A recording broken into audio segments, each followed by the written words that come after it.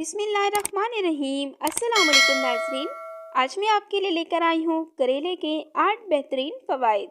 Number 1, करेले की सब्ज़ी हफ्ते में 2-3 बार खाएं तो इससे मोटापा, कब्ज़ दूर और चेहरे की जिल्द भी साफ़ होती है। नंबर 2, शुगर के मरीज़ों के लिए ये बेहतरीन ग़िज़ा है क्योंकि इसमें इंसुलिन कुदरती तौर पर मौजूद होती है। नंबर 3, जिन लोगों का मिजाज बहुत गर्म हो इनके लिए मुनासिब है कि वो करेलों में दही और हरा धनिया मिलाकर पकाएं और खाएं।